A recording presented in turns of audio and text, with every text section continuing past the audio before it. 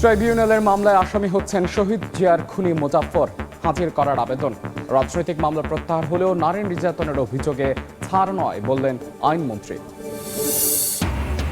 ৩৭,০০০ টাকা কমল হজ যাত্রীদের বিমান ভাড়া। আগামী বছরের জন্য ১,৩০,০০০ টাকা নির্ধারণ। সরকারি প্যাকেজ ৫,০৫,০০০ থেকে ৬,১৫,০০০, বেসরকারি ৫,১৩,০০০। মাইলস্টোন ট্র্যাজেডির ১ বছরেও আলোর মুখ দেখেনি তদন্ত প্রতিবেদন। ক্ষতিপূরণের অর্থ নিয়ে কাটেনি জটিলতা। স্মরণসভায় অংশ নিলেন ডাক্তার জোবায়দা রহমান। বৃষ্টির সময় দেখা গেছে সিটি কর্পোরেশনের যেই ভাঙাচোরা কাজটি শুরু করে, যতক্ষণ পর্যন্ত ইমপ্লিমেন্টেশন হবে না ততক্ষণ পর্যন্ত এরকম আমরা আশার বাণী শুনবো।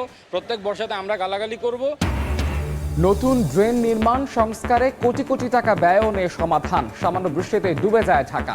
খাল পুনরুদ্ধার, পানি বেরোনোর পথ না হলে কমবে না জলাবদ্ধতা। এবং কেন্দ্রীয় সরকারের সঙ্গে আলোচনার পরও থামেনি ককরোচ পার্টির বিক্ষোভ। আজও নয়াদিল্লিতে অবস্থান। শিক্ষামন্ত্রীর পদত্যাগ দাবিতে আন্দোলন চালিয়ে যাওয়ার ঘোষণা।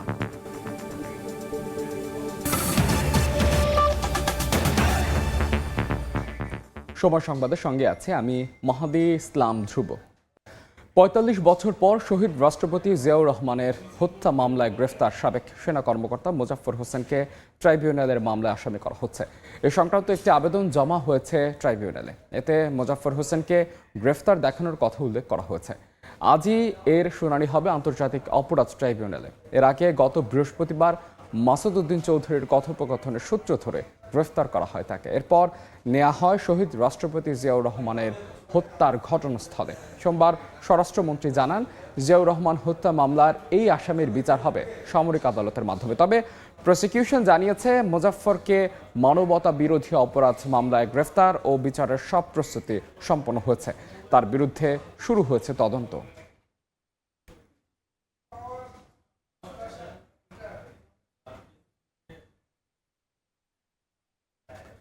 রাজনৈতিক হয়রানিমূলক মামলা প্রত্যাহারের উদ্যোগ নিলেও নারী শিশু ধর্ষণ ও হত্যা মামলার প্রত্যাহার করবে না সরকার। সকালে সচিবালয়ে এক অনুষ্ঠানে আইনমন্ত্রী মোহাম্মদ আসাদুজ্জামান বলেন, প্রমাণের ভিত্তিতেই আদালতে এসব মামলা নিষ্পত্তি হবে। তো সেই মামলাগুলো যদি রাজনৈতিক হয়রানিমূলক হয়ে থাকে, সেটা নিশ্চয়ই সরকার আইনের আওতায় ফৌজদারি কার্যবিধির অধীনে যাচাই বাছাই করে পুঙ্খানুপুঙ্খভাবে সেইগুলো পরীক্ষা নিরীক্ষা করে সিদ্ধান্ত উপনীত হবে। পলিটিক্যাল ফ্লেভার যতই থাক না কেন, রেপের মামলা তাকে আদালতের মাধ্যমে নির্দোষ প্রমাণ করতে হবে। স্ত্রীকে হত্যা করেছেন, এসে বললেন আপনি অমুক দলের অমুক বড় নেতা ছিলেন, আমি সেটাকে পলিটিক্যাল মামলা হিসেবে প্রত্যাহার করে নেব, আমি এটা করব না। সেই জায়গাগুলো আমরা এক্সেপশনালি দেখছি। ৩৭,০০০ টাকা কমিয়ে ২০২৭ সালের হজ ফ্লাইটের জন্য বিমান ভাড়া ১,৩০,০০০ টাকা নির্ধারণ করেছে সরকার। হজ প্যাকেজ ঘোষণা উপলক্ষে সকালে সচিবালয়ে এক সংবাদ সম্মেলনে এই কথা জানান ধর্মমন্ত্রী কাজী শাহ মোফাজ্জল হোসেন কায়কোবাদ। সরকারি ব্যবস্থাপনা আগামী বছরের জন্য ২টি হজ প্যাকেজ ঘোষণা করেছে সরকার। সরকারি ব্যবস্থাপনায় সর্বনিম্ন হজ প্যাকেজের মূল্য নির্ধারণ করা হয়েছে ৫,০৫,৬৪৮ টাকা, আর অপর প্যাকেজ ৬,১৫,২৬৩ টাকা নির্ধারণ করা হয়েছে। এছাড়া বেসরকারি ব্যবস্থাপনায় সাধারণ প্যাকেজের খরচ পড়বে ৫,১৩,৬৪৮ টাকা। চাঁদ দেখা সাপেক্ষে আগামী বছরের ফ্লাইট শুরু হবে ৮ এপ্রিল এবং হজ ১৫ মে অনুষ্ঠিত হতে পারে।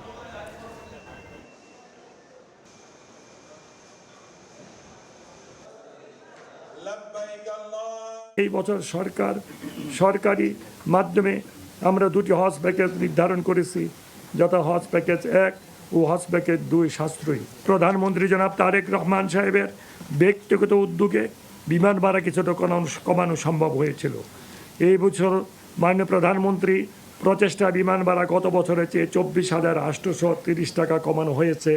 মানে এখন ভাড়া নির্ধারিত হয়েছে ১,৩০,০০০ টাকা। মাইলস্টোন ট্র্যাজেডির ১ বছরেও আলোর মুখ দেখেনি তদন্ত প্রতিবেদন। ক্ষতিপূরণের অর্থ নিয়েও কাটেনি জটিলতা। সকালে স্মরণসভায় অংশ নেন হতাহত পরিবারের সদস্য, শিক্ষক, শিক্ষার্থী, কর্মকর্তা, কর্মচারী ও ডাক্তার জোবায়দা রহমান।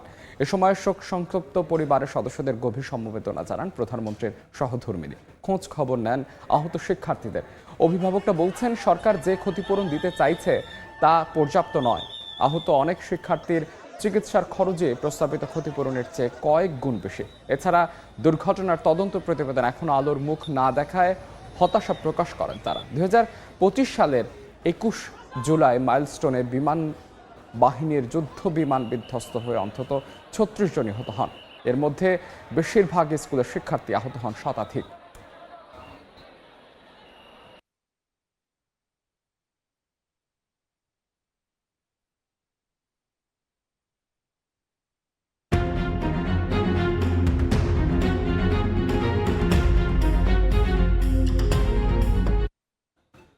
চব্বিশের উত্তাল জুলাইয়ের এই দিনে সরকারি চাকরিতে 7% কোটা রেখে বাকি 93% পদে মেধার ভিত্তিতে নিয়োগের নির্দেশ দেন আপিল বিভাগ।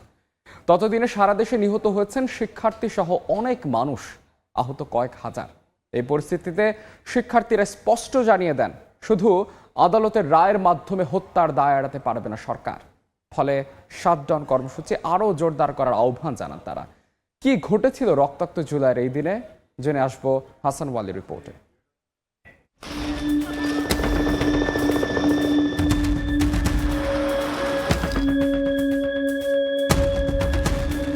একদিকে ইন্টারনেটবিহীন দেশ, অন্যদিকে কারফিউ। কয়েকদিনে চলমান সহিংসতার ছাপ তখন পুরো জনপদে। এ যেন বিধ্বস্ত এক নগরী, যার পরতে পরতে বারুদের গন্ধ আর বোবা কান্না। পরিস্থিতি আঁচ করতে পেরে কোটা বাতিলের রিট শুনানি এগিয়ে আনে সরকার। 7 আগস্টের পরিবর্তে 21 জুলাই শুনানির দিন ধার্য হয়। পুরো দেশ তাকিয়ে আছে সর্বোচ্চ আদালতের দিকে। কড়া নিরাপত্তার মধ্য দিয়ে শুরু হয় শুনানি। দীর্ঘ শুনানির পর সরকারি চাকরিতে নিয়োগের ক্ষেত্রে কোটা পুনর্বহাল সংক্রান্ত হাইকোর্টের রায় সামগ্রিকভাবে বাতিল করেন সুপ্রিম কোর্টের আপিল বিভাগ। টোটাল কোটা হলো 7% আর মেধায় হলো 93% নিয়োগ পাবে। রায়ে বলা হয়, এই নির্দেশনা ও আদেশ সত্ত্বেও সরকার প্রয়োজনে ও সার্বিক বিবেচনায় নির্ধারিত কোটা বাতিল, সংশোধন বা সংস্কার করতে পারবে। একদিকে যখন আইনি মারপ্যাচ, তখন অন্যদিকে দ্রোহের আগুনে দগ্ধ রাজপথ। গণহারে তখন চলছে বিএনপি, জামায়াত সহ বিরোধী রাজনৈতিক দলের নেতাকর্মীদের আটক মামলা। অন্যদিকে শিক্ষার্থীদের উপর তখনও চলছে শাসকের গুলি। এদিন ঢাকা সহ সারা দেশে 19 জন শহীদ হন। কোটা বাতিলের রায়ের পর আওয়ামী সরকারের মন্ত্রীরা জানান, শিক্ষার্থীদের দাবি শান্তিপূর্ণভাবে সমাধান হয়েছে। এবার সন্ত্রাসী ও জঙ্গিদের বিরুদ্ধে পদক্ষেপ নেবে সরকার। কোটা বিরোধী আন্দোলনটা জামাত, বিএনপি, ছাত্র শিবির এবং ছাত্র দলের কুচক্রী মহল এখানে ধ্বংসাযজ্ঞ চালায়। আর সরকার নিজেকে রক্ষায় নাশকতার দায় বিএনপির ওপর চালাচ্ছে বলে অভিযোগ করেন বিএনপি মহাসচিব মির্জা ফখরুল ইসলাম আলমগীর। নিজেদের ব্যর্থতা ঢাকার জন্য সরকার মিডিয়াকে ব্যবহার করে বিরোধী দলগুলোর উপর দায় চাপানোর প্রচেষ্টা লিপ্ত রয়েছে। এদিকে ছাত্রদের দমাতে ইন্টারনেট বন্ধ থাকলেও খুদে বার্তায় সাংবাদিকদের বিবৃতি দেন 56 সমন্বয়ক। যেখানে 3 শতাধিক ছাত্র জনতাকে হত্যার অভিযোগ তুলে তারা বলেন, শুধু আদালতের রায়ের মাধ্যমে হত্যার দায় এড়াতে পারে না সরকার। সমন্বয়কদের সামনে সারিতে রেখে আন্দোলন আরও গতিশীল করার পরিকল্পনা বাস্তবায়ন করে ফ্যাসিবাদ বিরোধী দলগুলো। বিভিন্ন স্টেক হোল্ডারদেরকে জানিয়ে দেওয়া হতো যে প্রোগ্রামটি আসলে কিভাবে ইমপ্লিমেন্ট করা যাবে। তখন আমরা আমাদের পার্টির সাথে কথা বলতাম, বিশেষ করে আমাদের দলের তৎকালীন ভারপ্রাপ্ত চেয়ারম্যান জনাব তারেক রহমানকে এগুলো আমরা জানাতাম। তাহলে জানানোর পরে উনি আমাদের দলের অন্য যে সহযোগী সংগঠনগুলো রয়েছে এবং মূল দল রয়েছে সেগুলোর সাথে সমন্বয় করে প্রোগ্রামটি আসলে ইমপ্লিমেন্ট করত। পুরো প্রক্রিয়াটা আসলে একটি সাংগঠনিক কাঠামোর মধ্যে এনে আন্দোলনকে ত্বরান্বিত করা হতো। বৈষম্য বিরোধী আন্দোলনের অন্যতম এই সমন্বয়ক বলছেন, এত হত্যাকাণ্ডের পর আর পেছনে ফেরার সুযোগ ছিল না। 16 তারিখ যে হত্যাকাণ্ডটা শুরু হলো, এটার পরে আমাদের আর কোটা সংস্কার, শুধুমাত্র কোটা সংস্কারে আবদ্ধ থাকাটা কোনোভাবেই যৌক্তিক না। এবং সেই জায়গা থেকে আমরা তখন থেকেই স্বরাষ্ট্রমন্ত্রী সহ সংশ্লিষ্ট কয়েকজন মন্ত্রী পদত্যাগ সহ সরকারের ক্ষমা চাওয়া সহ আরও কিছু দাবি ওই সময় থেকেই করছিলাম। তখন কমপ্লিট শাটডাউনই কন্টিনিউ করার এক ধরনের সিদ্ধান্ত থাকে এবং আন্দোলন চলমান রাখা হয়। এদিন ভোরে ঢাকার পূর্বাঞ্চল এলাকায় আন্দোলনের অন্যতম সমন্বয়ক নাহিদ ইসলামকে পাওয়া যায় এবং পরে তাকে হাসপাতালে ভর্তি করা হয়। নাহিদ ইসলাম অভিযোগ করেন তাকে চোখ বেঁধে একটি অজ্ঞাত স্থানে নিয়ে যাওয়া হয় এবং জ্ঞান হারানোর আগ পর্যন্ত নির্যাতন করা হয়। আমার উপর মানসিক এবং শারীরিক নির্যাতন দ্বারা শুরু করে এবং এক পর্যায়ে আমি সেন্সলেস হয়ে যাই। এর আগে বিকেলে তৎকালীন পররাষ্ট্রমন্ত্রীর সঙ্গে বৈঠকে দেশের চলমান পরিস্থিতি জানতে চান বিদেশি কূটনীতিকরা। একদিকে 93% কোটা বাতিল করে আদালতের রায়, অন্যদিকে রাজপথ রঞ্জিত ছাত্র জনতার রক্তে। ফলে মুক্তিকামী জনতা বেছে নিয়েছিলেন উত্তপ্ত এই রাজপথকেই। সেই পথ ধরে সহস্রাধিক মানুষের জীবনের বিনিময়ে ধরা দিয়েছিল বাকস্বাধীনতা আর গণতান্ত্রিক অধিকার। হাসান ওয়ালি, সময় সংবাদ, ঢাকা। সময় সংবাদে আরও থাকছে। চলন্ত ট্রেনে রাজশাহী বিশ্ববিদ্যালয়ের ছাত্রকে মারধরের অভিযোগ। রেল লাইন অবরোধ করে বিক্ষোভ করছে শিক্ষার্থীরা। সারা দেশের সঙ্গে ট্রেন চলাচল বন্ধ। জাতীয় নির্বাচনে বিএনপি ও জামায়াতের সঙ্গে আলাদা জোটে থাকা দেশের দেওবন্দি ধারার রাজনৈতিক দলগুলোকে এক করার উদ্যোগ নিয়েছে হেফাজত ইসলাম। এই ঐক্য কি প্রক্রিয়া হবে সে বিষয়ে দলগুলোর কাছে লিখিত মতামত চেয়েছেন সংগঠনটির আমির মুহিবুল্লাহ বাবু নগরী। এরপর থেকে রাজনৈতিক মহলে প্রশ্ন উঠেছে, তবে কি বিচ্ছিন্ন হচ্ছে জামাত নেতৃত্বাধীন 11 দলীয় ঐক্য? বিস্তারিত জানবো শফিক মুন্সির রিপোর্টে। সবশেষ জাতীয় নির্বাচনে বিএনপি ও জামায়াত নেতৃত্বাধীন বলয়ে প্রবেশ করে দেশের দেওবন্দি ধারার অধিকাংশ রাজনৈতিক দল। এর বাইরে ইসলামী আন্দোলন বাংলাদেশ এবং খেলাফত আন্দোলন এককভাবে নির্বাচনে অংশ নেয়। তবে নির্বাচনকালে দুই জোটের বিভাজন কখনো কখনো উস্কে দেয় রাজনৈতিক বিতর্ক। নেতাকর্মীদের বাহাস থামাতে হেফাজত ইসলামের কেন্দ্রীয় নেতাদের হতে হয় গলদঘর্ম। এমন রাজনৈতিক বিভেদের মধ্যেই ওঠে হেফাজত ইসলামের ভাঙনের গুঞ্জন। একাধিক বৈঠক বিবৃতির পর গেল বৃহস্পতিবার দেওবন্দি ধারার 7টি রাজনৈতিক দলের শীর্ষ নেতাদের সঙ্গে চট্টগ্রামের রুদ্ধদ্বার বৈঠকে বসেন হেফাজত নেতারা। সাংগঠনিক ওই বৈঠকে প্রথমবারের মতো ডাক পায় ইসলামী আন্দোলন বাংলাদেশ। তারা দেওবন্দি এই ধারাটাকে এ বিষয়ে সময় সংবাদের মুখোমুখি হন বৈঠকে উপস্থিত 3 নেতা। ইসলামী আন্দোলন বাংলাদেশের মহাসচিব বলেন, বিএনপি কিংবা জামায়াত জোটে নয়, নিজেদের মধ্যে ঐক্য দৃঢ় করাই বৈঠকের লক্ষ্য। আমরা যাতে বিচ্ছিন্ন না থাকি, এই যে একই চিন্তার একই বিশ্বাসের যে ইসলামী সংগঠনগুলো সবাই একই লক্ষ্যে কাজ করছে, এরা যাতে বিভিন্ন বলয়ে বিভক্ত না থাকে, এই জন্য ওখানে আলোচনা হয়েছে। নীতিগতভাবে একমত হয়েছে যে আমাদের ঐক্যবদ্ধ থাকা দরকার, এটা দিনের স্বার্থে এবং দেশের স্বার্থে। হেফাজতের বৈঠকের পর বিভিন্ন মাধ্যমে ছড়িয়ে পড়ে জামায়াত নেতৃত্বাধীন 11 দলীয় ঐক্য ভাঙনের গুঞ্জন। তবে এ ব্যাপারটিকে অস্বীকার করছেন ঐক্যের অন্যতম সঙ্গী বাংলাদেশ খেলাফত মজলিসের এই নেতা। 11 দলীয় জোট ছাড়তে হবে, এই কোনো বিষয়টাই চূড়ান্ত হয় নাই। রাজনৈতিক ঐক্য আসলে তো হয় নির্বাচনকে কেন্দ্র করে।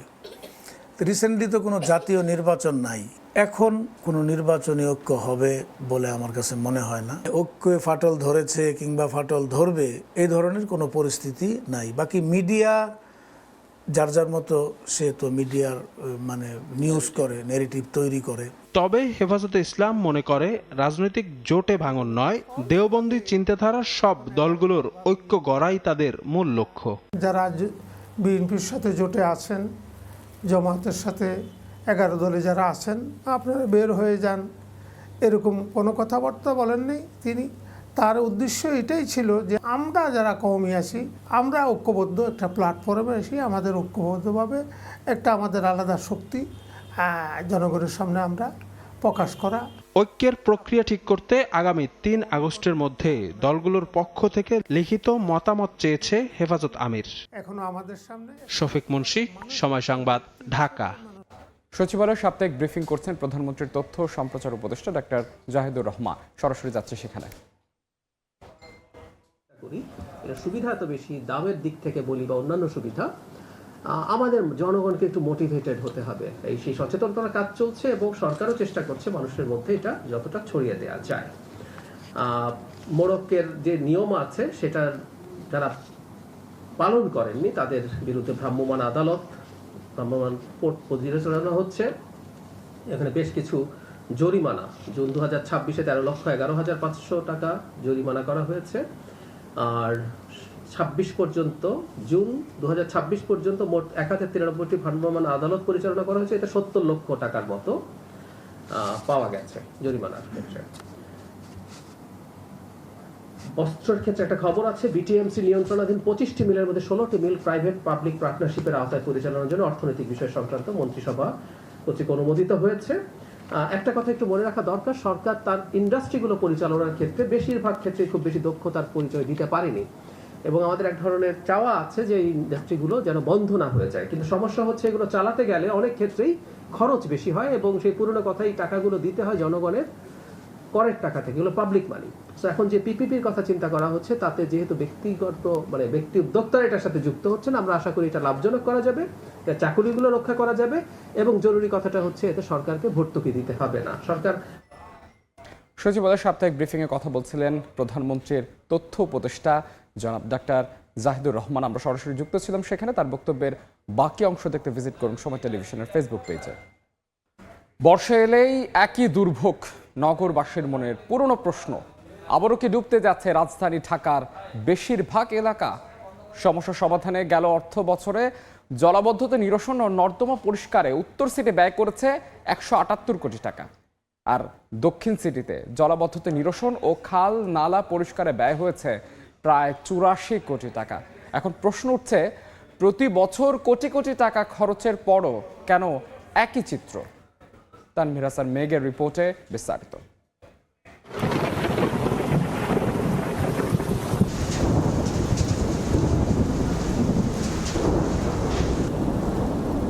যে শহর একসময় পানিকেই পথ দেখাতো, সেই শহর এখন সামান্য বৃষ্টিতেই পথহারা। বলছি বুড়িগঙ্গার তীরে গড়ে ওঠা রাজধানীর ঢাকার নিয়তির কথা। কয়েক ঘন্টার বৃষ্টিতে অলিগলি থেকে প্রধান সড়ক সবই পানির নিচে। প্রতি বর্ষায় একই দৃশ্য, একই দুর্ভোগ, একই আলোচনা। নগরবাসীর মনে পুরনো প্রশ্ন, কেন ডুবে যায় তিলোত্তমা এই নগরী? গবেষণার তথ্য বলছে দীর্ঘ জলজট, জলাবদ্ধতার কারণ শুধু বৃষ্টির পানি নয়, বরং পানি বেরিয়ে যাওয়ার পথে নানা বাধা বিপত্তি। ড্রেন, খাল, জলাধার হয়ে যে পানি মেশার কথা ঢাকার আশেপাশের নদীতে, সেখানে এখন নেই প্রবাহ। প্রশ্ন উঠেছে, প্রতি বছর কোটি কোটি টাকার খরচের পরও কেন একই চিত্র? বৃষ্টির সময় দেখা গেছে সিটি কর্পোরেশনের যেই ভাঙাচোরা কাজটি শুরু করে, দেখা গেছে রাস্তাঘাটটা ভাঙা থাকলে তখনই ময়লা টলা ওই ভাঙা ঢাকা চলে যায়, চলে গেলে তখনই এই সমস্যাটা তৈরি হয়। সরকার এটা বাজেট দিলেও সিটি কর্পোরেশন থেকে এটার অনেক গাফিলতি আছে এটার ব্যাপারে। এসি রুমের যেই প্ল্যানটা, সেই প্ল্যানটা অনেক এসি রুমের মতোই হয়। যতক্ষণ পর্যন্ত ইমপ্লিমেন্টেশন হবে না ততক্ষণ পর্যন্ত এরকম আমরা আশার বাণী শুনবো, প্রত্যেক বর্ষাতে আমরা গালাগালি করব। শুধু সোশ্যাল নেটওয়ার্কিংয়ে আমি এটা করছি, এত টাকা বরাদ্দ পেয়েছি, এগুলো করলে হবে না, ফিজিক্যালি নামতে হবে। 2025-26 অর্থ বছরে ঢাকা উত্তর সিটিতে ড্রেন নির্মাণ ও জলাবদ্ধতা নিরসনে 800 কোটি টাকার বেশি বরাদ্দ দেওয়া হয়। চলতি বছরে জুন পর্যন্ত যার ব্যয় হয়েছে প্রায় 178 কোটি টাকা। এ সময়ে নতুন ড্রেন নির্মাণ, সংস্কার ও পুনর্বাসন করা হয়েছে। ড্রেন পরিষ্কারে ব্যয় হয়েছে 15 লাখ টাকা। অন্যদিকে ঢাকা দক্ষিণ সিটিতে জলাবদ্ধতা নিরসনে 75 কোটি টাকা বরাদ্দ হয়, যার সিংহভাগই ব্যয় হয়েছে। আর বর্জ্য ব্যবস্থাপনা বিভাগের তথ্য বলছে, নর্দমা, খাল ও বক্স কালভার্ট পরিষ্কারে বরাদ্দকৃত 40 কোটি টাকার মধ্যে প্রায় 25 কোটি টাকা খরচ হয়েছে। খাল পুনরুদ্ধার ও পানি বের হওয়ার পথের বাধা আগে দূর করতে চান দক্ষিণ সিটির প্রশাসক, আর উত্তর সিটি প্রশাসকের নজর ড্রেন নির্মাণ ও খাল পুনরুদ্ধারের। পলিথিন যদি বন্ধ করা না যায় তাহলে আপনি কোনোভাবেই রাস্তা পরিষ্কার রাখতে পারবেন না, ড্রেন পরিষ্কার রাখতে পারবেন না, খালও পরিষ্কার রাখতে পারবেন না। আমরা অলরেডি 2-3টা প্রকল্প নিয়েছি, অন্তত বছরখানেক লাগবে, যেটা এই বছর হয়তো বেনিফিট পাবে না, নেক্সট ইয়ারে বেনিফিট পাবে। আমরা একটা নতুন করে প্রস্তাবনা দিয়েছি এলজিডি মন্ত্রণালয়কে যে আমাদের খালগুলো খনন করার জন্য। তো আমাদের খালগুলো যদি খনন করতে পারি তাহলে এই যে আজকে যে আমরা ড্রেনেজের যে কাজগুলো করছি সেটা সুফল কিন্তু আমরা ভোগ করতে পারবো। নগর পরিকল্পনাবিদরা বলছেন, কোটি কোটি টাকা ব্যয়ে ড্রেন নির্মাণ করলেও খাল, জলাধার ও পানি নিষ্কাশনের পথ ফিরিয়ে না আনলে জলাবদ্ধতা কমবে না। হাতিঝিলের মতোই আরও 5টি রিটেনশন এরিয়া তৈরি করতে হবে, মানে বৃষ্টি হলে পানিটা যাতে কোনো একটা জায়গায় জড়ো হতে পারে। প্রতি বর্ষায় একটাই প্রশ্ন, আবারও কি এই শহর ডুববে? উত্তরটা আকাশে নয়, লুকিয়ে আছে শহরের মাটির নিচে, খালের বুকে, ড্রেনের ভেতরে এবং নগর পরিকল্পনার নকশায়। তানভীর হাসান মেঘ, সময় সংবাদ, ঢাকা। এবার বাণিজ্যের খবর।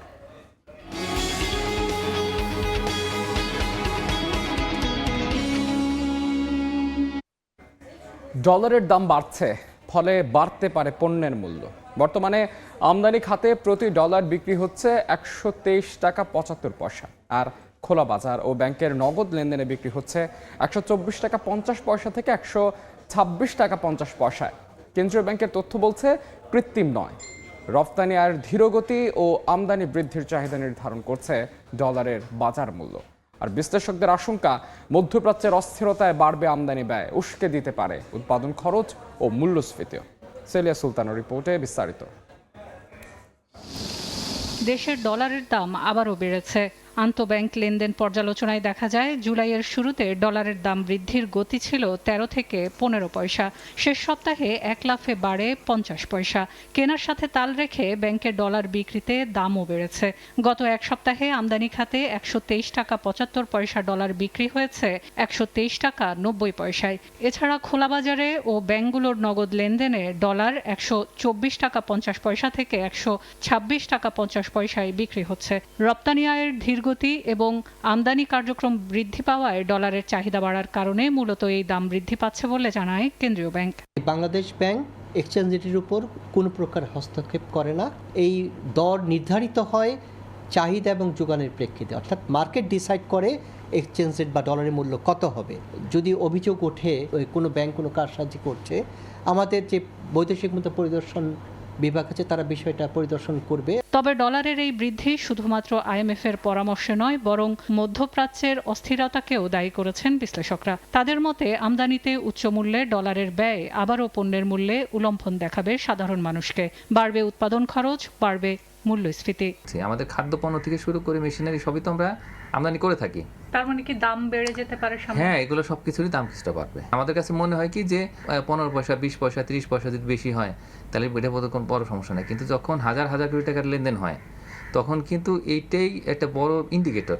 ডলারের এই ঊর্ধ্বগতি কতদিন স্থায়ী হয় এবং এর প্রভাব বাজারে কতটা পড়ে সেদিকেই নজর বিনিয়োগকারী ও সাধারণ মানুষের। সেলিয়া সুলতানা, সময় সংবাদ, ঢাকা।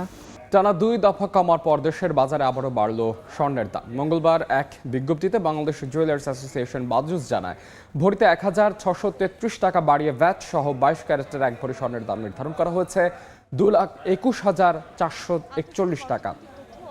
স্থানীয় বাজারে তেজাবি স্বর্ণের মূল্য বাড়ায় দেশের বাজারে বেড়েছে দাম, এমনটাই জানিয়েছে সংগঠনটি। নতুন দাম অনুযায়ী 21 ক্যারেটের প্রতি ভরি স্বর্ণের দাম 2,11,486 টাকা, 18 ক্যারেটের প্রতি ভরি 1,81,608 টাকা, আর সনাতন পদ্ধতির প্রতি ভরি স্বর্ণের দাম 1,48,366 টাকা।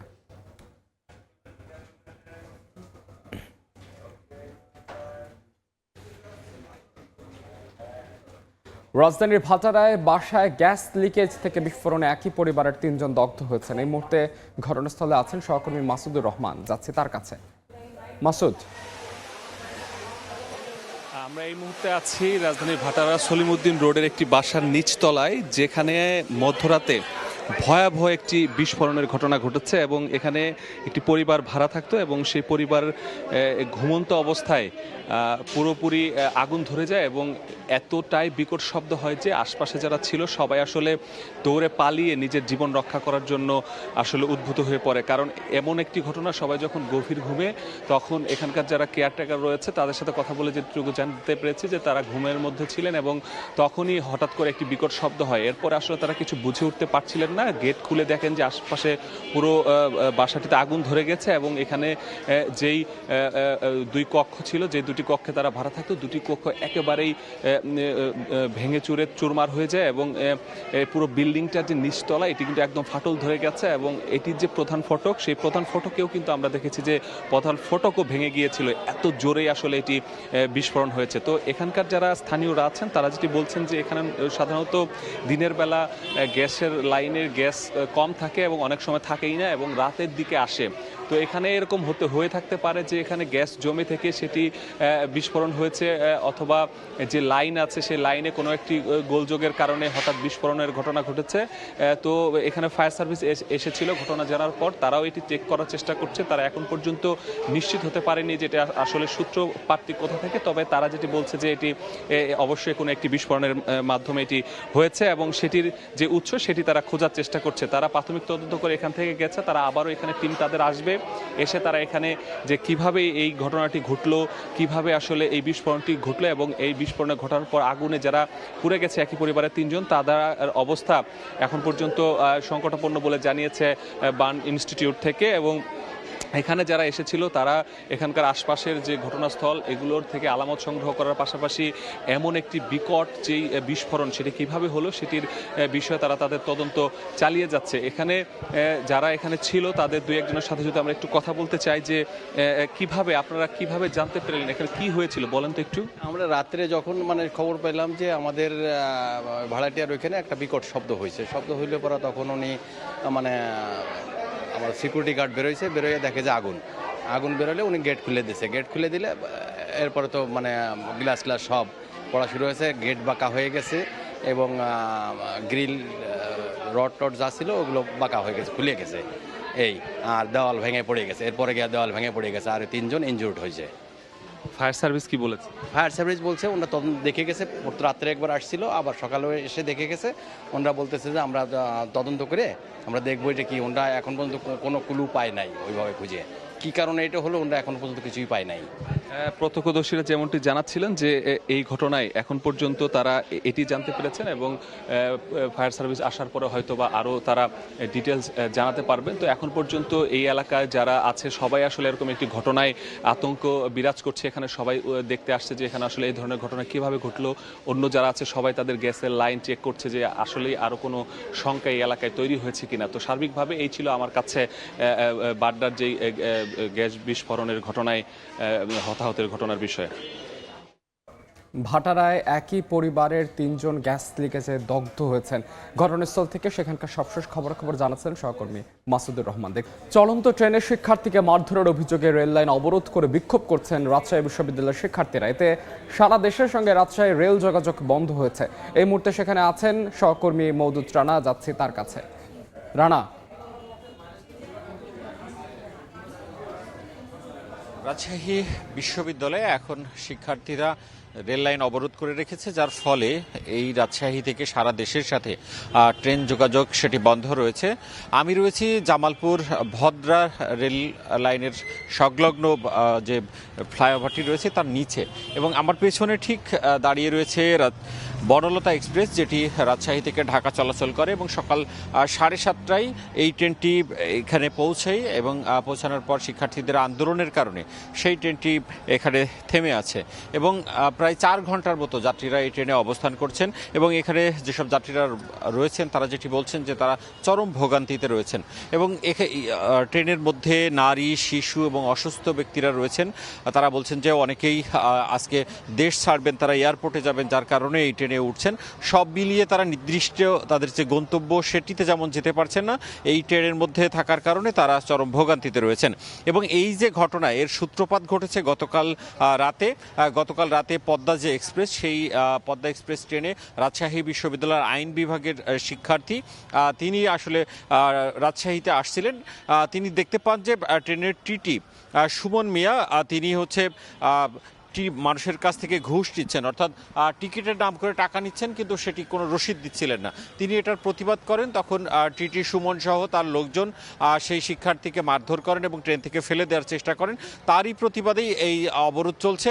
এবং এখন যেটি আপডেট সেটি হচ্ছে যে বিভাগীয় কমিশনারের কার্যালয়ে রাকসু এবং যে শিক্ষার্থীরা রয়েছেন তারা রেল বিভাগের সাথে বসছেন। বৈঠক শেষে তারা জানাবেন কখন আসলে এই অবরোধ শেষ করবেন এবং অবরোধ শেষ হলে ট্রেন চলাচল করা শুরু হবে। এই ছিল রাজশাহী থেকে আমার কাছে সব শেষ। শিক্ষার্থীকে মারধরের অভিযোগে রেল অবরোধ করে আন্দোলন করছেন রাজশাহী বিশ্ববিদ্যালয়ের শিক্ষার্থীরা। আমরা যুক্ত ছিলাম সেখানে। এবার দেশের বাইরের খবর। ভারতের ককরোচ জনতা পার্টির বিক্ষোভে পুলিশের লাঠিচার্জের পরদিন আবারও যন্তর মন্তরে অবস্থান নিয়ে বিক্ষোভ শুরু করেছেন আন্দোলনকারীরা। তরুণদের নিরাপত্তার কথা ভেবেই আর সংসদ অভিমুখে মিছিল করা হবে না বলে জানিয়েছেন সিজেপি প্রধান অভিজিৎ দীপকে। বিক্ষোভের মুখে প্রশ্ন ফাঁসে জড়িতদের বিরুদ্ধে কঠোর ব্যবস্থা নেওয়ার নির্দেশ দিয়েছেন প্রধানমন্ত্রী নরেন্দ্র মোদী। এর আগে সোমবার কেন্দ্রীয় শিক্ষামন্ত্রী ধর্মেন্দ্র প্রধানের পদত্যাগের দাবিতে প্রায় 50,000 মানুষ বিক্ষোভে অংশ নেন। শুরুতে শান্তিপূর্ণভাবে চলা কর্মসূচি পরে সংঘর্ষের রূপ নেয়। সংঘর্ষের মধ্যে কেন্দ্রীয় মন্ত্রী জেপি নাড্ডার সঙ্গে বৈঠক করেন সিজেপির প্রতিনিধিরা। তবে দাবি আদায় না হওয়া পর্যন্ত আন্দোলন চালিয়ে যাওয়ার ঘোষণা দিয়েছে ককরোচ জনতা পার্টি। টানা 10ম রাতেও ইরানে হামলা চালিয়েছে যুক্তরাষ্ট্র। পাল্টা ক্ষেপণাস্ত্র ও ড্রোন হামলা অব্যাহত রেখেছে তেহরান। এর মধ্যে ইরানের হামলায় কোনো মার্কিন সেনা নিহত হলে তার জবাব বহুগুণ শক্তি দিয়ে দেওয়া হবে বলে হুঁশিয়ারি দিয়েছে ডোনাল্ড ট্রাম্প। টানা 10ম রাতেও ইরানের বিভিন্ন এলাকায় হামলা চালিয়েছে যুক্তরাষ্ট্র। সিরাজ, খোমেইন ও কেরমানে নতুন হামলার খবর দিয়েছে ইরানি কর্তৃপক্ষ। তাবরিজে এক ইরানি সামরিক কর্মকর্তা নিহত হওয়ার দাবি করেছে ফার্স নিউজ। একই সঙ্গে ইরানি বন্দরগুলোর উপর চাপ বাড়াতে একটি জাহাজ অচল এবং কয়েকটি বাণিজ্যিক জাহাজের গতিপথ পরিবর্তনের কথা জানিয়েছেন মার্কিন সেন্ট্রাল কমান্ড। ইরানও পাল্টা হামলা অব্যাহত রেখেছে। বাহরাইন, কুয়েত ও জর্ডানের দিকে ক্ষেপণাস্ত্র ও ড্রোন নিক্ষেপের ঘটনা ঘটেছে। জর্ডান 3টি ক্ষেপণাস্ত্র ভূপাতিত করার দাবি করেছে। বাহরাইনে একাধিকবার সাইরেন বাজানো হয়। আর কুয়েত জানায় তাদের আকাশ প্রতিরক্ষা ব্যবস্থা নতুন হামলা প্রতিহত করেছে। ইরানের বিপ্লবী গার্ড বাহিনী মার্কিন স্থাপনায় বড় ধরনের ক্ষয়ক্ষতির দাবি করেছে। এই অবস্থায় নতুন করে হুঁশিয়ারি দিয়েছেন মার্কিন প্রেসিডেন্ট ডোনাল্ড ট্রাম্প। বলেন, ইরানের হামলায় কোনো মার্কিন সেনা নিহত হলে তার জবাব বহুগুণ শক্তি দিয়ে দেয়া হবে। অন্যদিকে ইরানের প্রেসিডেন্ট বলেছেন দেশটি এখন যুক্তরাষ্ট্রের সঙ্গে পূর্ণমাত্রার যুদ্ধে রয়েছে এবং এর বাস্তবতা মেনেই এগোতে হবে। তবে সামরিক সংঘাতের পাশাপাশি কূটনৈতিক তৎপরতাও পুরোপুরি থেমে নেই। ইরানের পররাষ্ট্র মন্ত্রণালয় জানিয়েছে মধ্যস্থতাকারীদের মাধ্যমে যুক্তরাষ্ট্রের সঙ্গে বার্তা আদান প্রদান অব্যাহত রয়েছে। মার্কিন পররাষ্ট্রমন্ত্রী মার্কো রুবিও বলেছেন, বাস্তবসম্মত সমঝোতা হলে আলোচনার পথ এখনো খোলা রয়েছে। তবে যুদ্ধ থামাতে এখন পর্যন্ত কোনো অগ্রগতির ইঙ্গিত মেলেনি। নাদিম মারজান, সময় সংবাদ। এবার খেলার খবর। নিজ দেশে জমকালো সংবর্ধনা পেল বিশ্ব চ্যাম্পিয়ন স্পেন। সেভিলেস চত্বরে লাখ লাখ মানুষের ভালোবাসা সিক্ত বিশ্বকাপ জয়ী দল। রাতে জনসমুদ্রে পরিণত হয় সেভিলেস চত্বর। বিশ্বকাপ জয়ী দলকে অভিনন্দন জানাতে জড়ো হন সব বয়সী মানুষ। মঞ্চে হাজির হয় চ্যাম্পিয়ন দল। রদ্রি, ইয়ামাল, তেরেজদের পেয়ে উচ্ছ্বাস প্রকাশ করেন স্প্যানিশরা। এর আগে স্থানীয় সময় বিকেলে চ্যাম্পিয়ন সদস্যরা দেখা করতে যান দেশটির রাজ পরিবারের সঙ্গে। সেখানে তাদের গার্ড অফ অনার দেন সমর্থকরা। মনক্লোয়ার প্রাসাদ থেকে পরে ছাদ খোলা বাসে ট্রফি প্যারেডে অংশ নেন চ্যাম্পিয়নরা। লাখো সমর্থকদের ভিড় ঠেলে বিশ্ব চ্যাম্পিয়নদের নিয়ে যাওয়া হয় বিখ্যাত সেভিলেস চত্বরে।